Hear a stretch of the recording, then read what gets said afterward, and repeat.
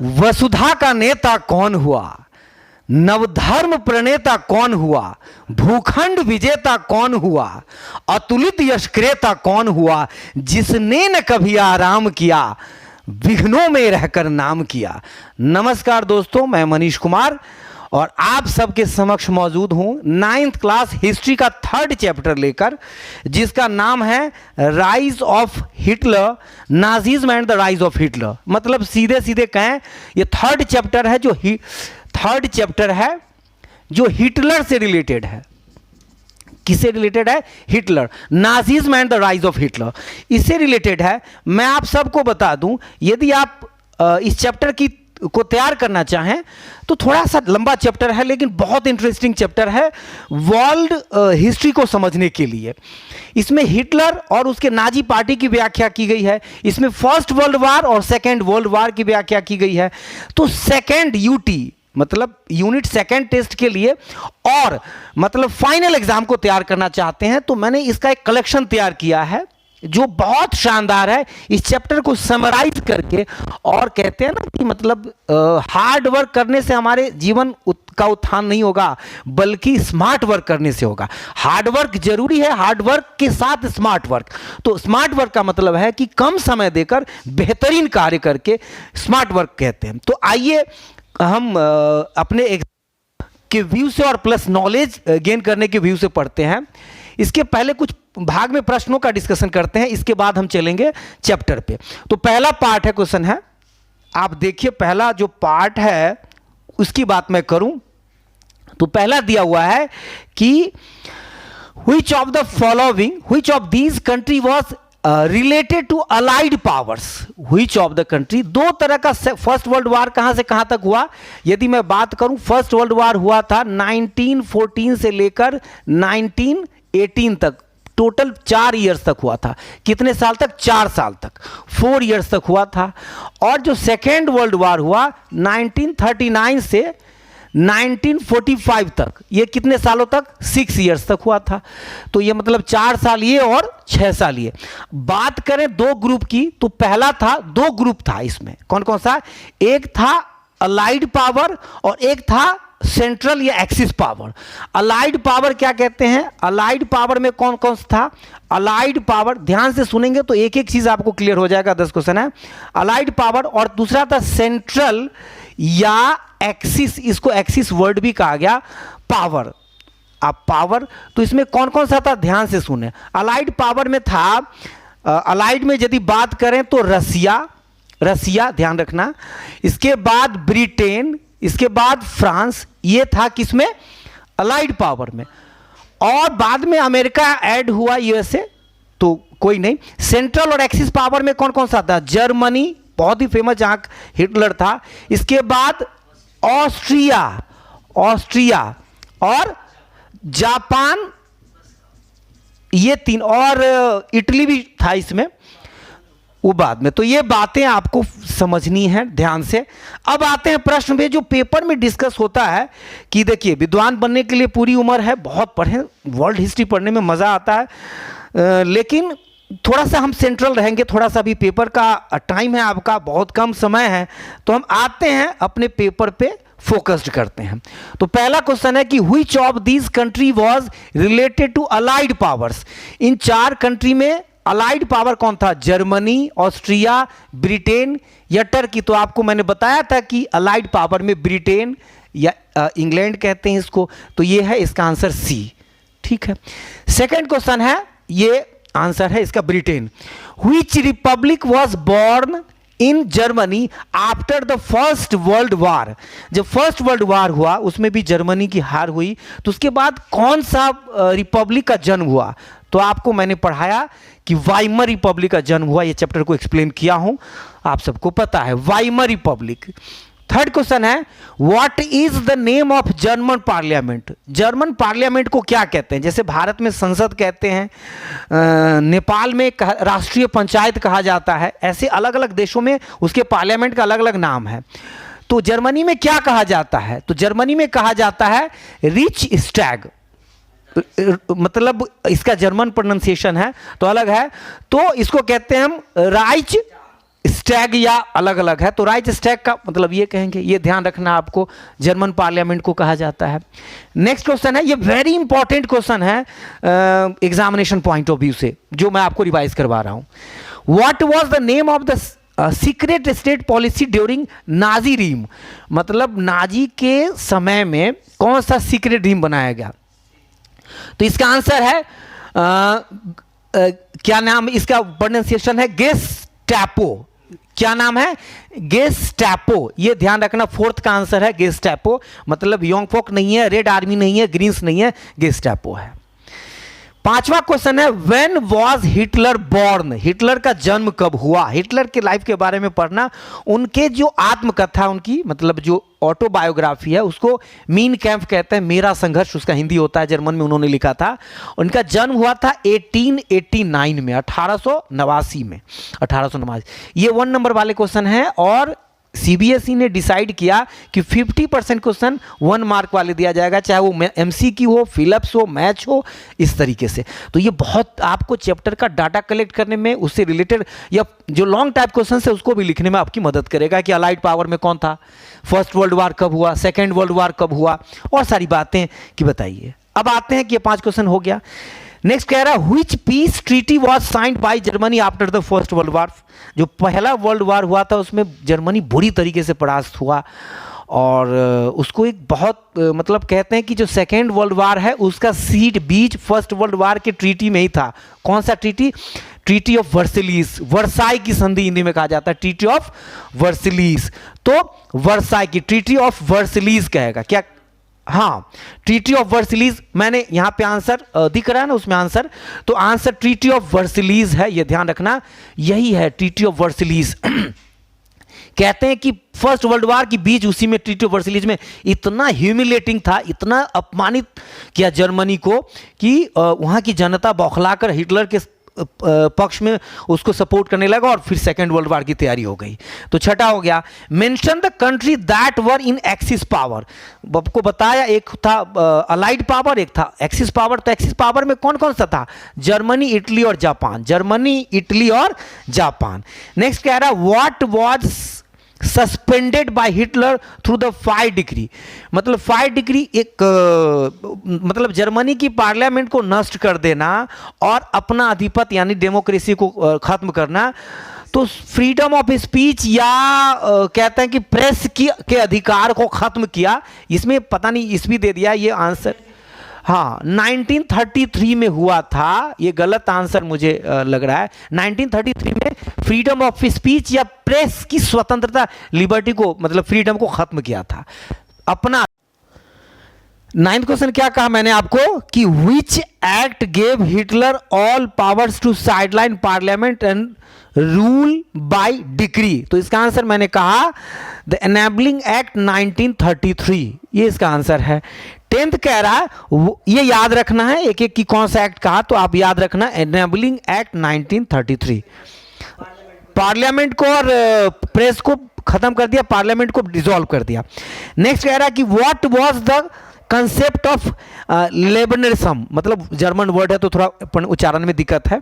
तो क्या कह रहा है, ये वर्ड याद रखना, लेबश्रम। तो इस शब्द का इसका क्या मतलब था? तो इसका अर्थ था living space for the new territories to be acquired for settlement, मतलब जर्मनी के लोगों के लिए नया नया टेरिटरीज हम कब्जा करेंगे, उस पर बसाएंगे, हिटलर का ख्वाब था। नेक्स्ट है, the second world war ended in the year. First world वार का ड्यूरेशन याद है 14 से 18 तक, और सेकेंड वर्ल्ड वार 39 से 45 तक 19 में।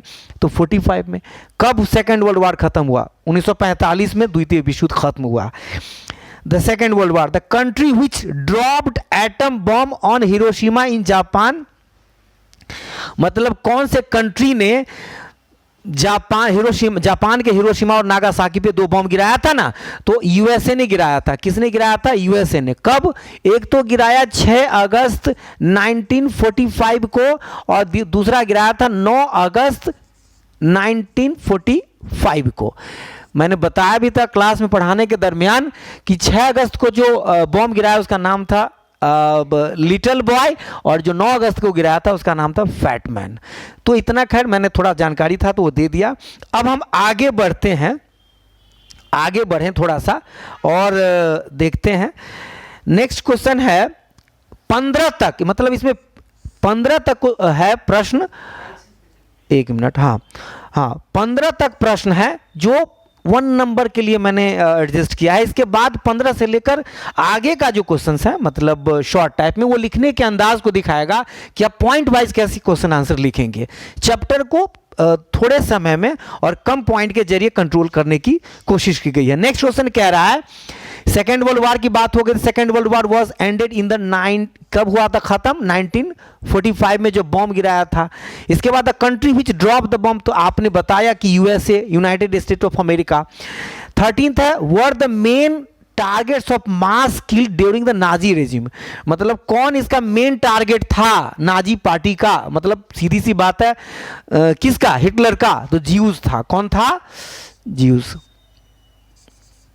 ये ध्यान रखना है।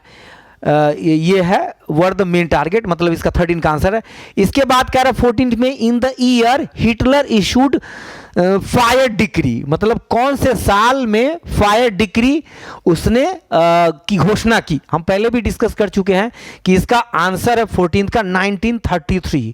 1933 में उसने फायर डिक्री की घोषणा की, जिसके तहत पार्लियामेंट को खत्म कर दिया, मतलब उसकी शक्ति को।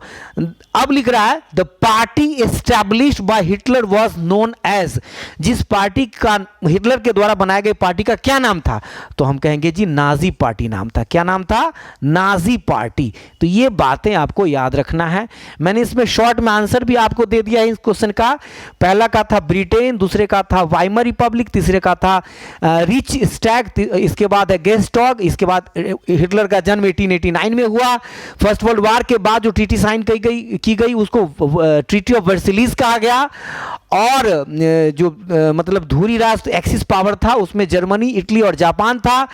ये तो थोड़ी सी गलती थी, उसमें जो प्रेस की एक्ट को खत्म किया वो था। 9th में द नेमलिंग एक्ट 1933 था जो हिटलर को पार्लियामेंट खत्म करके उसको पावर दिया और नए ट्रीटीज इन्होंने खोजने का ख्वाब देखा।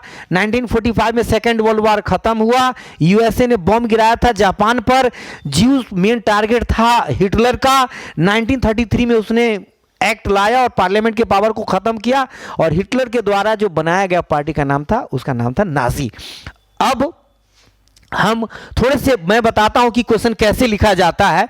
तो मैं बात करूं, पहले इसको मिटा लेता हूं, मैं पहले मिटा लूं। तो देखो मैं कह रहा हूं थोड़ा सा डिस्कस कर देता हूं, ज़्यादा आपको परेशान नहीं करूंगा, लेकिन जो मुख्य बातें हैं उसकी बात करते हैं। जैसे मान लीजिए आपको कोई प्रश्न पूछा, इस प्रश्न की बात करें कि ये आपसे मान लीजिए पूछता है कि mention the provisions of the treaty of Versailles, तो वो सीधा पूछा है कि वर्साई की संधि की शर्तों का उल्लेख कीजिए।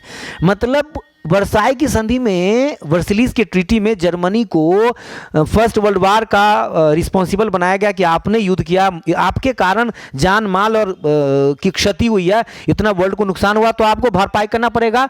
तो उसमें कौन सी बातें मेंशन की गई, क्या क्या था? तो आपके में पॉइंट दिया था। तो पहला पॉइंट था कि Germany was held responsible for the war and the damage, कहा कि तुम रिस्पॉन्सिबल। ऐसे पॉइंट वाइज लिखना आंसर, आपको पूरा परफेक्ट नंबर मिलेगा। दूसरा, जर्मनी वाज डीमिलिटराइज, मतलब आपको सेना रखने की कोई अधिकार नहीं रहेगा, सेना हटाओ आप अपना। तीसरा, इट वाज फोर्स टू पे कंपनसेशन अमाउंटिंग टू 6 बिलियन, ये सिंबल होता है उसके करेंसी का, इतने बिलियन करेंसी आपको देना पड़ेगा। सेकंड है कि resource rich Rhineland was occupied by the allied power, इसके मतलब टेरिटरी को, जगह जमीन को भी कब्जा किया गया अलाइड पावर के द्वारा। और German lost its overseas colonies 10th of its population, 10वां हिस्सा पॉपुलेशन का। तो ये सारा पॉइंट वाइज कितना सुंदर तरीके से लिखा गया है कि कैसे लिखना है ये आंसर। इसी तरीके से सेकंड क्वेश्चन है describe the problems faced by the Weimar Republic, तो ये पॉइंट दिए गए हैं। अब आगे हम थोड़ा सा चैप्टर को रिव्यू कर देते हैं ताकि ये पूरा चैप्टर ही आपके लिए रिवीजन हो जाएगा और अच्छे से कंप्लीट कर लो। चलिए आगे बढ़ते हैं। अब चैप्टर को रिव्यू करते हैं, मतलब पूरे चैप्टर का शानदार नोट बहुत पॉइंट वाइज किया गया है ताकि आपको इस चैप्टर को समझने में मदद मिले।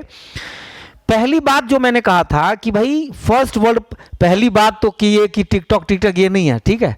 अगला ये क्या है, टिकटॉक टिकटॉक करती है क्या क्या पता नहीं, मुझे तो याद में नहीं है, हाई पे चलती है बस ये छोड़ो ना सर, वही एक्सप्लेन करो ना, मज़ा आता है। ऐसा नहीं है अरे बेटा, जब आपको 9th क्लास में पेपर दोगे ना और जब पास करने के लिए संघर्ष करोगे तब।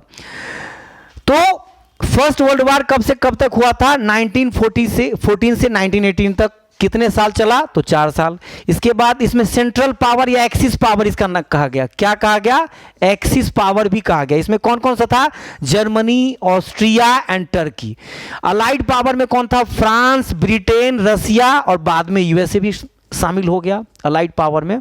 तो ये सेकेंड वर्ल्ड वॉर में, ये मतलब फर्स्ट वर्ल्ड वॉर में नहीं बल्कि सेकेंड वर्ल्ड वॉर में यूएसए शामिल हुआ था। चलो अब कहते हैं कि सेकेंड वर्ल्ड वॉर कब से कब तक हुआ, तो 1939 से 45 तक, 6 सालों तक चला सेकेंड वर्ल्ड वॉर। इस एक्सिस पावर में कौन था, जर्मनी, इटली और जापान। मतलब एक्सिस पावर सेंट्रल पावर का दूसरा नाम दिया गया, एक ही बात है। अलाइड दोनों में सेम रहा। इसमें फ्रांस, ब्रिटेन, रसिया और यूएसए बाद में शामिल हुआ, मजबूर किया इसको, यूएसए ने खत्म किया। कह रहे कि शुरुआत तुमने की, खत्म मैं करूंगा। चलो आगे कह रहा, थोड़ा सा इसको मिटाता हूं इसको। अब है कि 1 मिनट, ये हुआ ना, हाँ। तो ये मैंने आपको समझा दिया कि कब से कब तक हुआ। इसमें अब पूछ रहा है, कह रहा है थोड़ा सा, ये आपको मेन बातें चैप्टर की, कोई भी इंपॉर्टेंट चीज छूटना नहीं चाहिए और अनवांटेड चीज आना नहीं चाहिए, ज्यादा लंबा नहीं। तो एक्सिस पावर में कौन था वो बता दिया। आपको मैंने समझाया था कि ट्रीटी ऑफ वर्सलीज क्या थी, फर्स्ट वर्ल्ड वॉर के बाद जर्मनी को रिस्पॉन्सिबल ठहराना और उस पे बहुत सारी शर्तों, कंडीशंस को थोपना, वो था Versailles. After the end of the first world war Germany had to sign a harsh and humiliating treaty Versailles with the allied powers. Germany was demilitarized and had to pay a huge amount in compensation. ये था treaty of वर्सलीज, याद रखना आपको। और है Weimar Republic, मतलब first world war के बाद जर्मनी में जो एक संगठन बना या सरकार टाइप का उसको कहे जर्मनी की, तो वो है वाइमर रिपब्लिक। तो लिखा है कि after the defeat of Germany in the war first and abdication of the emperor, मतलब राजा की का सिस्टम खत्म हुआ और एक सरकार बनी। Democratic constitution with federal structure was set up in Germany but the Weimar republic had to face many problems. यह भी कहा गया कि वाइमर रिपब्लिक के द्वारा बहुत सारी समस्याएं फेस करना पड़ा इनको। तो कौन कौन सी समस्याएं थी, आइए ये देखते हैं कि वाइमर रिपब्लिक जो फर्स्ट वर्ल्ड वॉर के बाद वहां पे एक सरकार के रूप में आया, उसको कौन कौन सी समस्याओं का सामना करना पड़ा। तो देखो एकदम सीधी बात है, ये पूरा पॉइंट दिया गया है। वाइमर रिपब्लिक हैड टू पे the war compensation which had crippled it's financially, मतलब उसको पंगु बना दिया, बहुत सारे पैसे देने पड़े ट्रीटी मतलब वर्सलीज के कारण, जिसके कारण वाइमर रिपब्लिक कमजोर पड़ गया। It had signed the treaty at Versailles, तो ये सारी बातें हुई, तो इसके कारण ये कमजोर हो गया, बहुत सारे पैसे देने पड़े। द ग्रेट इकोनॉमिक डिप्रेशन 1930, मतलब उसी समय मंदी आया। Weimar republic had to face the revolutionary uprising of the struggle, इसके बाद जो क्रांतिकारी आए उसके कारण इनको, तो ये सारा पॉइंट आप पॉइंट वाइज लिखोगे तो आपको शानदार नंबर मिलेगा। अब हम बात करें अगला, ये आपको वाइमर रिपब्लिक के द्वारा कौन कौन सी समस्याएं फेस हुई ये आपको देखना। अब इसमें हिटलर की पूरी यात्रा दी गई है, हिटलर ने क्या क्या किया। यदि मैं इसको थोड़ा सा छोटा करूं तो एक ही स्टेप में आ जाएगा। ये देखिए हिटलर का जन्म कब हुआ, हिटलर का जन्म कब हुआ आपको बताया गया कि 1989 में। बॉर्न ऑस्ट्रिया में जन्म हुआ, ऑस्ट्रिया में जन्म हुआ, जर्मनी की सेना में काम किया, अर्नड मेडल इसको मिला जर्मनी की सेना में काम करने के लिए। He headed the nation socialist German workers party which later came to be known as Nazi party, उस पार्टी में काम किया, बाद में उस पार्टी का नाम नाजी किया। 30 जनवरी 1933 को हिटलर वहाँ का चांसलर बन गया। इसके बाद बात करें तो 28 फरवरी 1933 को हिटलर इनडेफिनेटली सस्पेंडेड सिविक, मतलब उसने क्या किया, ये मेन डेट है हिटलर के जीवन का, जर्मनी की पार्लियामेंट को भंग करके चांसलर बना और सारे अधिकार अपने बनाया और अपने ले आया। उस स्पीच, प्रेस एंड असेंबली को ख़त्म किया, ये 5 डिक्री स्थापित की। 3 मार्च 1933 को फेमस एनेबलिंग एक्ट स्थापित किया। It gave Hitler all powers to sideline parliament and rule by decree, this dictatorship was establish in Germany. 3 मार्च को 1933 को मतलब जर्मनी में ये हिटलर का पूरा ताकत स्थापित हो गया। Pulled out lease of nation in 1933, first world वार के बाद अभी जैसे बना हुआ है ना संयुक्त राष्ट्र संघ लीज, उसको जर्मनी को उसी तरह से 1920 में जर्मनी में फर्स्ट वर्ल्ड वार के बाद दुनिया में वर्ल्ड वार को रोकने के लिए लीज ऑफ नेशंस बनाया गया था। उससे जर्मनी को अलग कर लिया, कहा कि नहीं मानते हम, तो ये लीज ऑफ नेशन से अलग किया। फिर रीऑक्यूपाइड द रेनहोल्ड ऑफ 1936, इसको रीऑक्यूपाई किया है राइन लैंड को।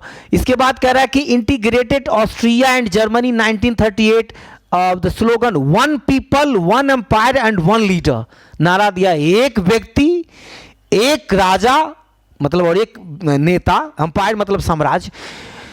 Invaded Poland in September 39, this started second world war, Poland पे कब्जा कर लिया 1939 और इसके बाद सेकेंड वर्ल्ड वार की शुरुआत इसी से हो गई।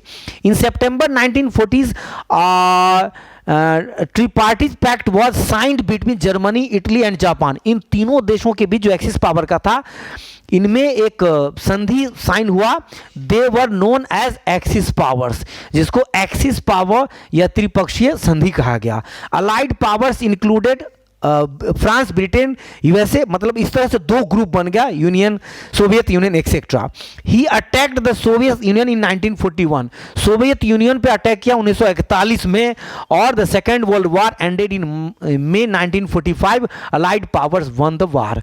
जर्मनी को पूरी तरीके से नष्ट कर दिया, उसमें बेचारा इटली वगैरह भी पिस गया, जापान भी, और फाइनली हिटलर ने आत्महत्या कर लिया। इसमें क्योंकि पर्सनल है तो उसको नहीं दिया है।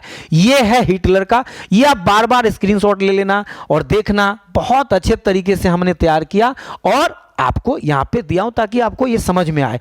आगे बढ़ें तो बात करते हैं। अब कह रहा है कि नाजी वर्ल्ड वाइड, पूरी दुनिया में वर्ल्ड व्यू का मतलब है कि इसका क्या विचार था। क्या लिख रहा है कि नाजी वर्ल्ड व्यू, दरअसल मतलब दुनिया के बारे में इसका क्या ख्याल था, ये सब दिया। The Nazi believed in the strong leadership, Hitler adopted the title der Fuhrer, meaning the leader, slogan like Adolf Hitler is Germany, Germany is Adolf Hitler was common. मतलब दुनिया के बारे में क्या ख्याल था, ये 4 पॉइंट आपको दिए गए हैं, इसको अच्छे तरीके से पढ़ना। मतलब वो एक नेता, एक अंपायर और एक लीडर के बारे में नाजी दिया, पूरी तरीके से डेमोक्रेटिक सिस्टम को ख़त्म कर दिया और अपना शासन। तो ये कह रहा है कि पूछेगा द नाजी वर्ल्ड व्यू के बारे में, तो ये 4 पॉइंट आपको लिखने हैं। आगे बढ़ते हैं और देखते हैं इस चैप्टर में क्या है। अब जैसे यूथ इन जर्मनी, इस पॉइंट में मतलब जो 5-6 पॉइंट दिया गया है, इसमें यह बातें वर्णन करने की कोशिश की गई है कि जर्मनी में हिटलर ने वहां के युवाओं को अपने कंट्रोल में कैसे किया। मैग्नेटिक पावर था बोलने का उसमें, और पहला नेता था वर्ल्ड का जिसको पैसे दे के लोग सुनने आते थे, ऐसा कहा जाता था।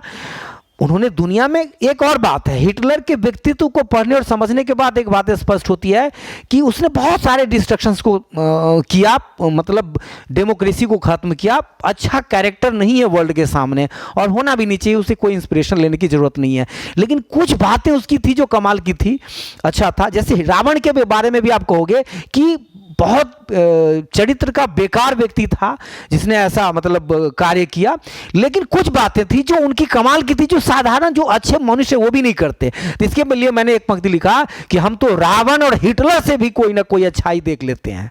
मतलब हम रावण और हिटलर में भी कोई ना कोई अच्छाई देख लेते हैं, और ये जालिम जमाना है कि गांधी और राम में भी कोई ना कोई बुराई ढूंढ लेते हैं। आपका नजरिया, एक शिष्य ने अपने गुरु से कहा कि गुरुजी चांद के तले अंधेरा, मतलब दीपक तले अंधेरा और चांद में दाग क्यों है? दीपक तले अंधेरा और चांद में दाग क्यों है? गुरुजी ने कहा तुमको चांद की रोशनी और दीपक की प्रकाश के बजाय उसका दाग और दीपक अंधेरा दिख रहा है, हद हो गया। तो आप हर व्यक्तित्व में अच्छाई देखें, आपका नज़रिया बदलना होना चाहिए। तो इसलिए गांधी और राम का तो बहुत शानदार व्यक्तित्व है, उनसे प्रेरणा लेने की ज़रूरत है। दुनिया में कोई ऐसा वनस्पति नहीं जिसका कोई उपयोग ना हो, तो इन बातों का ध्यान रखना है। अब आते हैं इस पे बात करें। ये कह रहा है क्या कि यूथ इन जर्मनी, यूथ को, उसकी शिक्षा व्यवस्था को देखो, Jews were dismissed from the school, मतलब जो उसका दुश्मन था, अपोनेंट था, उसको खत्म, डिसमिस, स्कूल से भगा दिया। Children were segregated, German and Jews could not sit together, दोनों को एक साथ बैठने के लिए नहीं कहा गया। School text books were written, rational science was introduced, सारी बातें अपनी पॉलिसी थोप दिया। Children were taught to be loyal and submissive, hate Jews and worship Hitler, बच्चों को हिटलर को पूजने का और जीव से नफरत करने की शिक्षा दी गई। तो ये सारा पॉइंट दिया गया है पॉइंट वाइज, ताकि आप आसानी से समझ सको। आफ्टर पीरियड ऑफ, ये सब दिया गया, बहुत अच्छे से हमने पॉइंट को एक्सप्लेन किया है ताकि आप आसानी से समझ सको। अब आगे बढ़ते हैं और देखते हैं कि ये क्या कह रहा है।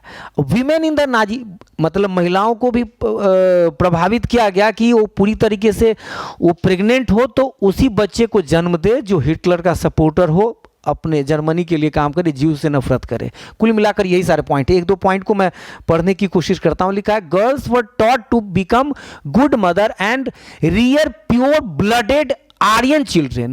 Girls had to maintain the purity of race, distance themselves from Jews, look after home and teach their children Nazi ideology. इसके बाद मतलब Nazi ideology. Hitler said, in my state the mother is the most important citizen, but the Nazi Germany all mothers were not to treated equally. सभी महिलाओं को equal नहीं किया गया, कहा कि मदर सबसे इंपॉर्टेंट है लेकिन वो हमारे सपोर्टर में रहे। Women who bore racially undesirable children were punished, जो उसके अगेंस्ट था उसको पनिश किया गया। Women were encouraged to produce many children, महिलाओं को कहा कि अधिक से अधिक बच्चे पैदा करें। Aryan women who deviated from the prescribed code of conduct were publicly condemned and severely punished. जो इस विचार के अगेंस्ट यानी हिटलर के सोच के खिलाफ गए उसको पब्लिकली सजा दी गई। तो ये सारी बातें इसमें कही गई है। अब बात करते हैं हम आगे। इसमें नाजी प्रोपोगेंडा क्या था? नाजी प्रोपोगेंडा क्या था? नाजी प्रोपोगेंडा बताता हूं मैं। ये है नाजी प्रोपोगेंडा। आपको पूछेगा कि नाजी का प्रोपोगेंडा यानी क्या, उसका विचार क्या था, तो कहेंगे क्या था? Orthodox Jews were stereotyped and marked, mass killing were termed, specially treatment, final solutions for the Jews. तो ये मतलब दुनिया को, मतलब ज्यूज को ख़त्म करना, अपना सिद्धांत लागू करना। Evacuation meant deporting people to gas chambers, मतलब जो इसके विरोधी होते उसको गैस चेंबर बंद करके रूम उसको ख़त्म कर देता था। Media was carefully use to win support for, media का उपयोग लोगों को अपनी तरफ आकर्षित करने के लिए किया गया।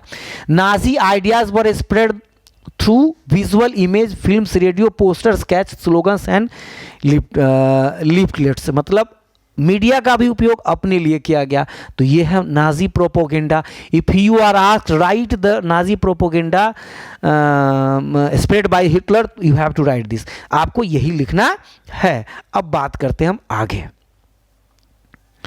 अब इसमें क्या करना, देखो ये जैसे है, मान लीजिए मैप है, तो ये तो बुक का ही है, आप उसको देख लेना, इसमें कोई खास बात नहीं है, मैंने ले दिया कि इसको ध्यान रखना। जो इंपॉर्टेंट वर्ल्ड हिस्ट्री से मैप पूछता है इस चैप्टर से, तो आपको यदि ये मैप पूछे तो क्या करना, पूछेगा कि बताओ जो एक्सिस पावर था और अलाइड पावर था उस देशों का नाम बताओ वर्ल्ड मैप पे। तो आप करना कीजिए, रसिया था ना, रसिया था, यहाँ रसिया बड़ा कंट्री दिखेगा साफ साफ। इसके बाद Germany, Britain, France, Italy, Austria, ये सब दिखा देना, यूएसए, ये कहाँ कहाँ है, इसके लिए मैंने आपको ये दिया है। अब आगे इसको देख लेना बड़े अच्छे से। बात करें, अब हमने पूरा रिवाइज कर लिया जो आपका था और फिर वही क्वेश्चंस जो हमने सिलेक्ट किया है। अब बात करें कि इसमें और भी क्वेश्चंस हैं जिसका आंसर मैंने दिया है, आप स्क्रीनशॉट ले लेना, मैं थोड़ी देर के लिए रोक देता हूं। देखिए वो क्वेश्चंस तो था ही ना, जो क्वेश्चन शुरुआत में था, ये सारे, इसका सारा आंसर जो पॉइंट में डिस्कस किया गया है, कुछ का आंसर ऊपर ही मैंने दे दिया है, जो कुछ नहीं आंसर है उसको पॉइंट वाइज कैसे आंसर लिखना है ये ज़बरदस्त तरीके से हमने बताया है। तो आप इसका आंसर लिखोगे, ठीक है, अच्छे तरीके से आंसर लिखोगे और मुझे उम्मीद है कि ये चैप्टर आप बहुत अच्छे तरीके से कंप्लीट करोगे। ये देखो बहुत पॉइंट वाइज हमने इसको एक्सप्लेन करने की कोशिश की है। तो इस तरीके से ये चैप्टर जो नाजिज्म हिटलर है सेकंड यूटी के लिए और फर्स्ट फाइनल पेपर के लिए बहुत इंपॉर्टेंट है। बहुत शॉर्ट में मैंने समझाया है इसको। अपना कोई यदि प्रॉब्लम हो तो कमेंट में बताना, मैं उसको भी एक्सप्लेन करने की कोशिश करूंगा। आप सबके लिए पूरी तरह से तत्पर हूं। तो thank you very much for being here. धन्यवाद।